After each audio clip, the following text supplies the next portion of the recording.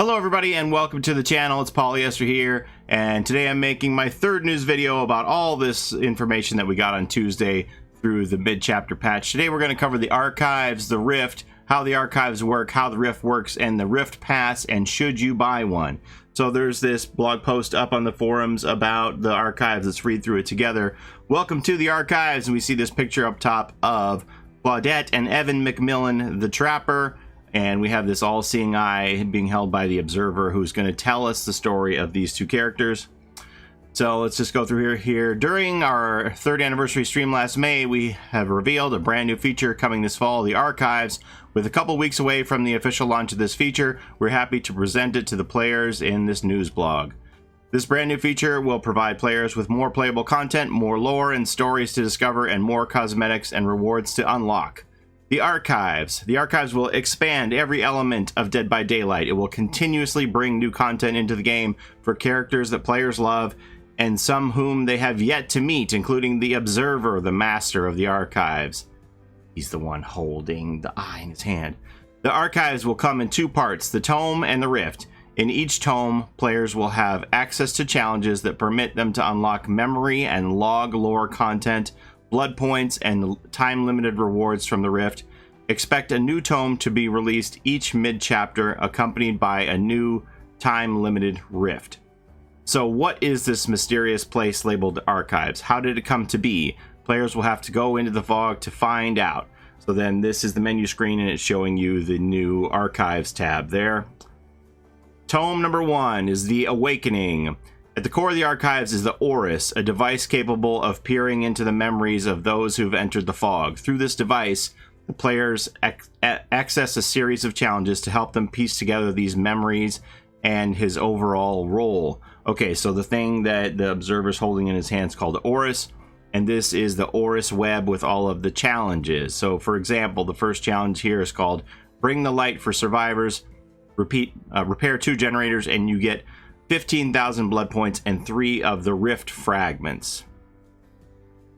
Challenges. Players will be able to complete various types of objectives in these challenges to progress further in the tome and its associated Rift. Furthermore, more difficult challenges can only be unlocked by completing the preceding challenges. Types of challenges. Challenges will offer basic objectives accumulating over multiple trials. Master challenges will require a set of conditions to be met within one single trial. If players are stumped on a challenge, they will be able to pause it and try another. Progress will remain until they return. Also, blood points will be awarded for every completed challenge. That's true. I completed the first level of the archive already, and I ran my score up to 1,000,000 blood points in one day. I think there are roughly around 400,000 blood points on the first level of the archive challenges. Some master challenges will require the use of specific perks.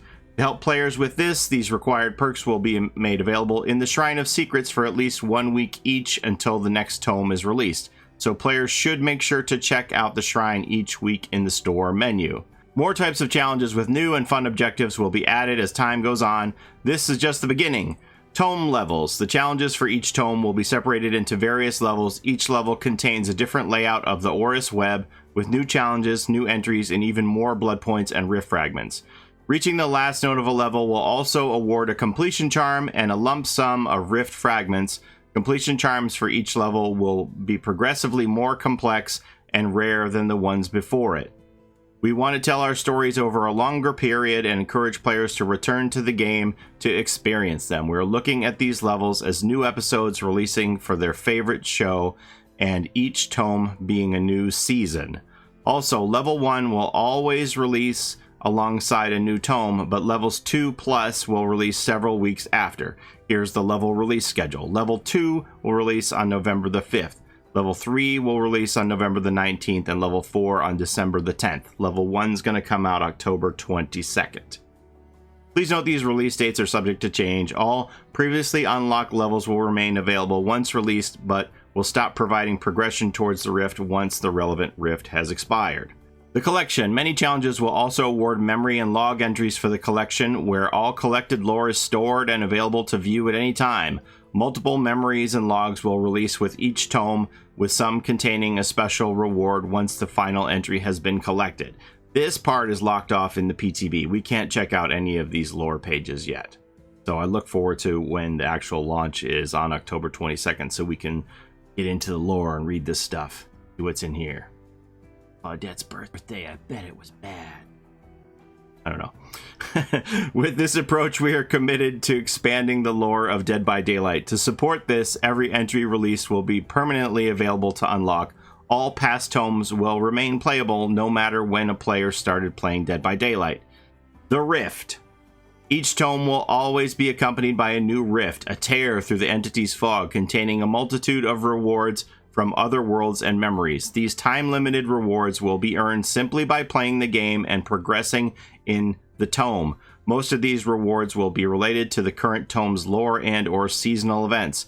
There will be tons of rewards available in each rift, with 70 tiers of free and premium rewards worth over 20,000 Auric cells total. Here's a sneak peek of what players can unlock. New outfits and cosmetics, complete new items and variations of existing cosmetics, charms, it's a new cosmetic type, read more further below, and Putrid Serum Halloween event currency, 60 in total.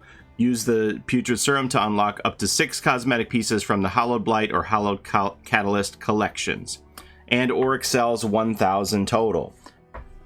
Most rewards will be exclusively available via the archives for a period of time and released into the store at least 6 months after the rift has ended. More information will be provided at a later date. Okay, so let me just stop here and touch on this here. So the cost of the premium pass is 1,000 Auric cells to buy the premium pass for the rift. If you complete the rift, you get gradual rebates as you go along, and you can get 1,000 cells back. If you complete the whole thing, you get your investment into the premium pass back, and you could roll it over to pay for your next pass 3 months later, etc., etc. Our goal is that everybody has access to the amazing content the team has created. Therefore, nearly all content from the Rift will eventually arrive in the store. Of course, some seasonal items will wait until it makes sense again, such as our Halloween-related content. We want to maintain the level of fairness we have strived for in Dead by Daylight to create options for obtaining rewards that are respectful for our players. So, if you don't get the nurse in the Premium Rift Pass during this season, you'll probably have to wait until next Halloween to get this Hallowed Blight nurse. Ah, that's a cute little trapper charm. All players will have access to rewards on the free track. Should they want even more cool rewards, the premium track will be accessible by unlocking the Rift Pass. Tier progress between the two will remain consistent for all players, so if a tier is reached on the free track and the Rift Pass is later unlocked, players will also earn every premium reward from previous tiers retroactively as well.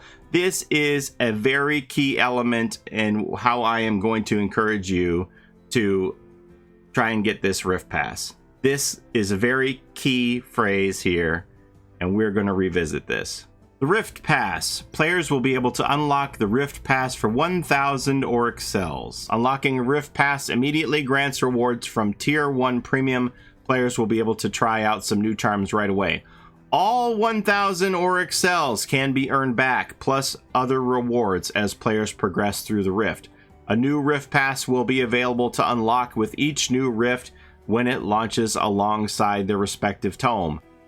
The pictures here on the left, these just show the charms that you unlock when you begin your Rift Pass, the cutesy Claudette and Trapper, and this Pustula flower. And on the right here, this is just showing how you can unlock individual tiers of the Rift for 100 Auric cells each.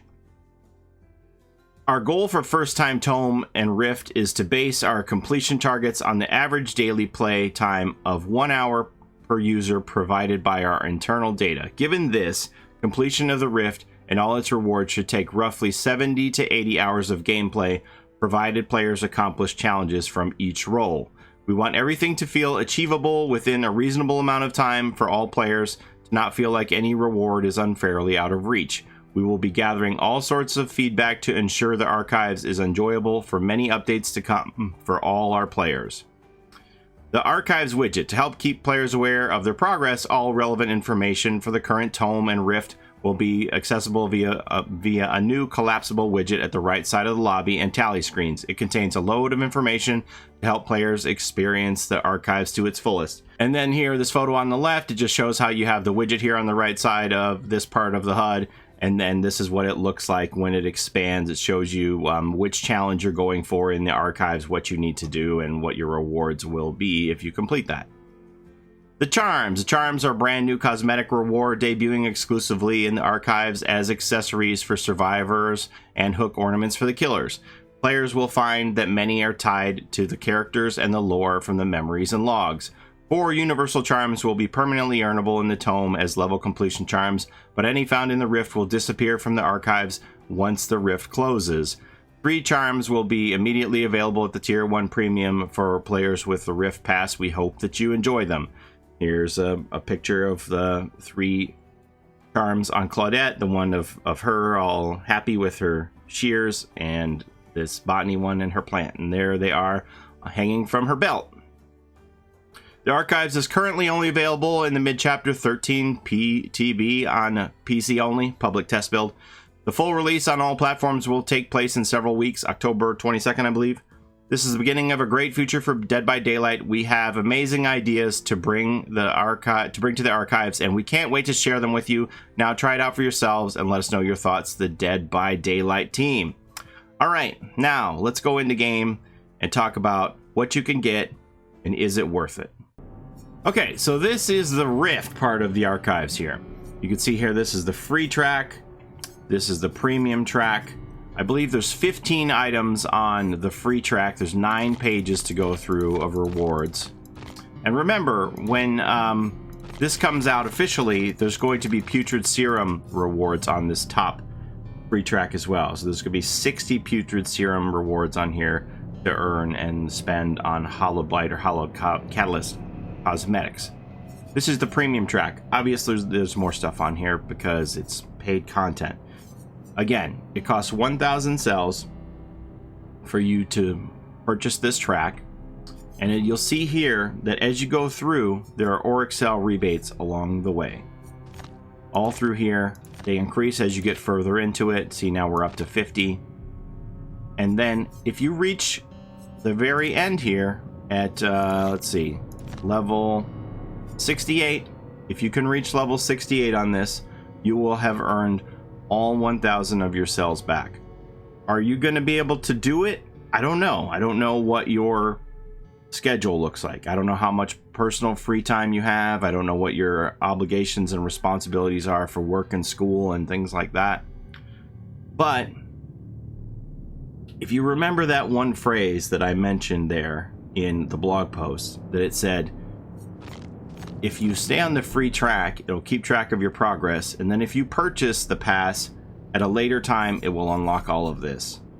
So what you could do is you could, just to test it out this first time, grind as hard as you can, see how far you can get, and then you can compare where you're at. Let's say you got to this point at the end of the season.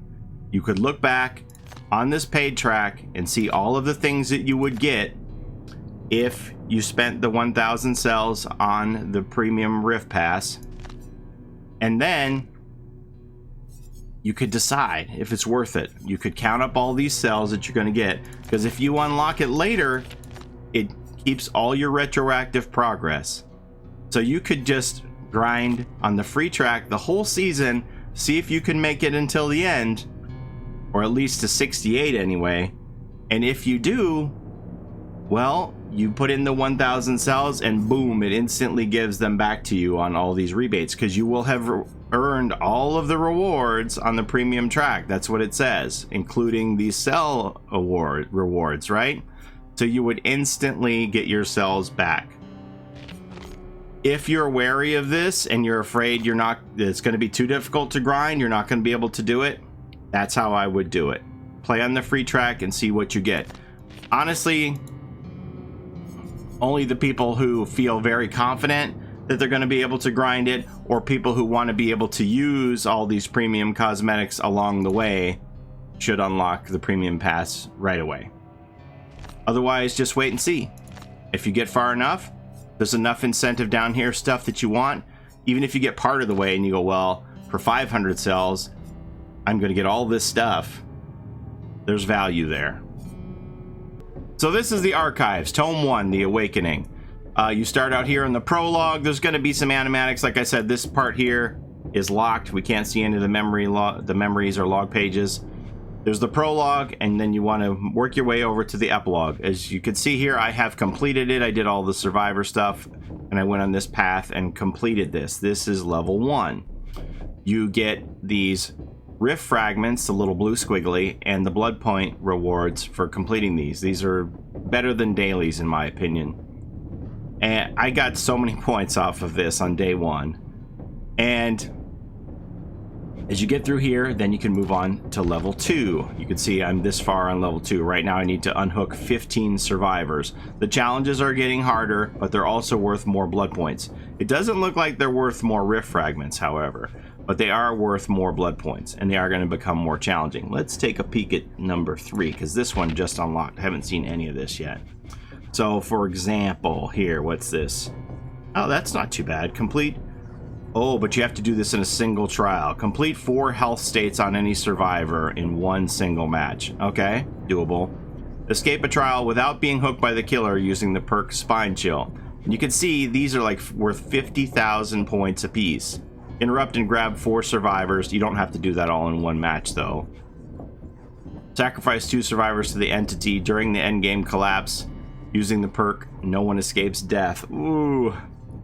These are worth a lot of points, 50,000 per. And I've seen level 4, these are worth 60,000. I've had a sneak peek at that. It isn't unlocked yet. I'm pretty sure that throughout all 4 of these levels, there's roughly 2 million blood point bonuses available here. If you play both sides and do everything, I'm pretty sure you can get about 2 million blood points through this. Oh, and one more thing, just to make sure that my own HUD isn't misleading to anyone here. While it says that I'm working on tier 50 of the 70 tiers of the Rift, I have only earned about 10 of them. I don't want to mislead you in how easy or difficult the grind is here. I've only earned about 10 of them on my own doing the challenges. I spent Auric cells on the rest just to, because I get my cells back when I go to the live build. The PTB cells don't really matter. So I spent 3,000 cells on here just to unlock some of the cosmetics so that I could show them to you, knowing that I would get these cells back. But I don't want you to think that I got to level 50 in 2 days on the grind here, because that's not the case. I only got to level 2 by doing the challenges here. So it is going to be a grind. You're probably going to have to get every one of these nodes done on level 4 to unlock all 70 levels. Just to be completely upfront with you about that. So remember, you don't need to pay for this to play it. You get all the lore, all the cinematics, that's for free. You can play all of these challenges for free. The only thing that you would have to pay for is if you want the cosmetics. So what do you get? All right, so let's just put the charms aside. Let's just say, yeah, the charms are cutesy and everything, but let's just say that these are an extra and focus simply on the cosmetics. This is a cute Claudette, though. So if we're going to talk solely about the cosmetics, what's on here? If you were to complete all of the tiers on the tome here, you would get 8 full cosmetic sets, which would be the Hallowed Blight Nurse, the Automotive Hillbilly, the Lab Intern Claudette, the Good Son Trapper, College Days Dwight, Urban Zenitude Jake, Woodland Rights Wraith, and Street Smart Meg. Let's see, 1, 2, 3, 4 of those are purple rarity cosmetics. The other 4 are green rarity cosmetics. And in addition to that, you would get 2 pieces for Chemosynthesis Hag, 2 pieces for David King, and 2 pieces for Nia. So with the 8 full outfits and 3 characters with 2 pieces, oh, and there's also 2 pieces for the Huntress. I believe that brings the total to 32 individual pieces of cosmetics. If you were to buy all of these in the shop at a later date individually, it would cost you over 7,000 Auric cells to buy them all piecemeal in the shop. If you're able to grind it, and again, you can test it ahead of time to see if you can do it before you would commit to retroactively claim all of your rewards. If you're able to do it, you would get these for 1,000 auric cells, which would immediately be reimbursed to you, and you could start the process all over again in the next rift.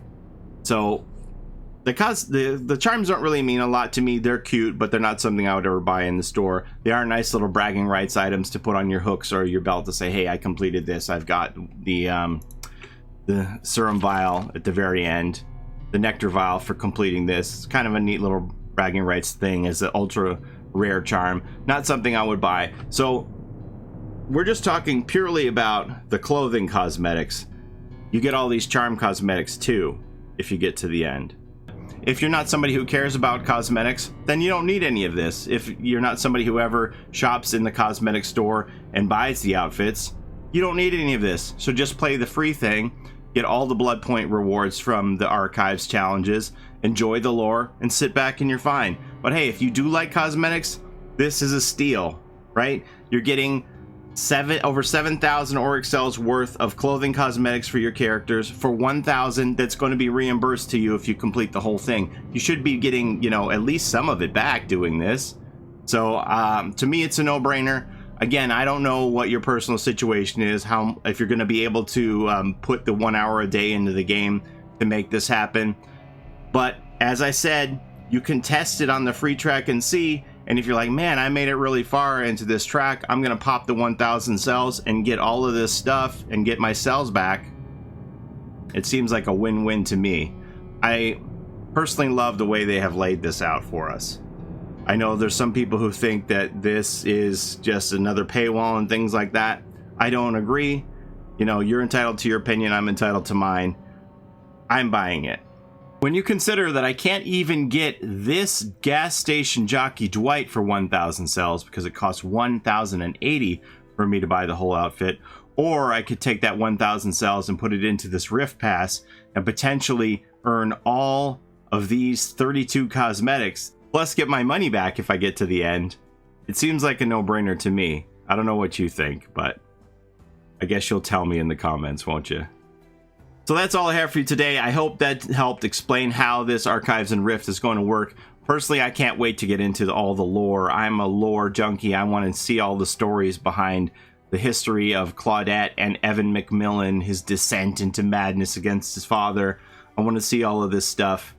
I can't wait for it. I wish I could play it today, honestly. I am not getting off of this PTB until they kick me off, just because I am enjoying these archives so much. It brings so much to the game.